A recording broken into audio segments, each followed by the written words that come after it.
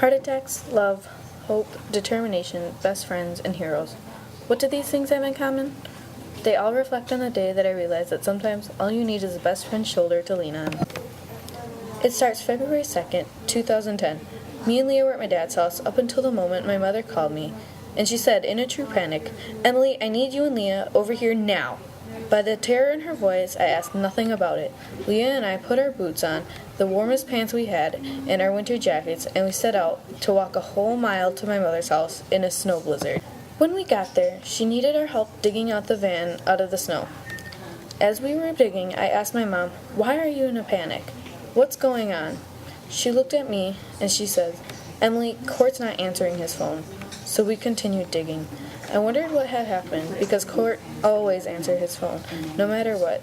We got her van out of the snow, but by the time that happened, me and Leah had been frozen, fingers to toes. But we didn't care. We hopped in the car and we drove to Court's house.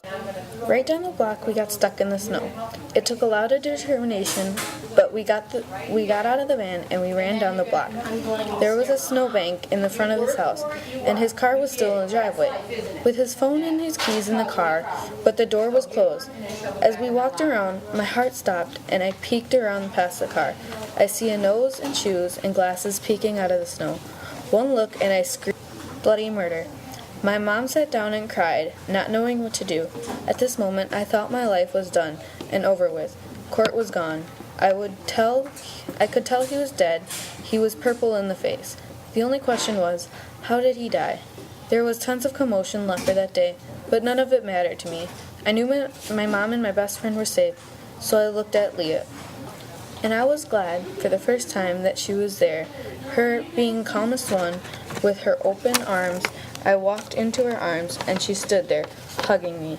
And I know she was thinking of many things to say to me, but all she said was, "Calm down." And I will never forget that day. It was the day that I realized she, Leah, was really a great friend.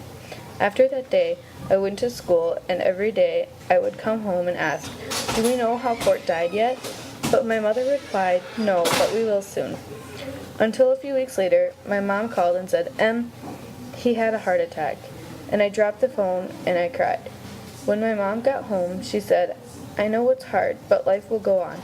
But ever since that day, me and Leah have been into many fights and have had many happy memories, but she will always be my best friend, because I know she is always there for me, to talk to her, and she will always share this horrible memory with me, and Leah is the only friend that knows me like she knows her own self. That's one amazing thing about her. I know that I may say I hate Leah, but deep down I don't at all. She's the most amazing thing that has ever happened to me, and that will never change. And to this day, I cannot walk past Court's house and not think about how amazing Leah is for that, and being there to help my mom and I through that horrible day. And I'll never forget what the power of a best friend means, because she showed me that very day.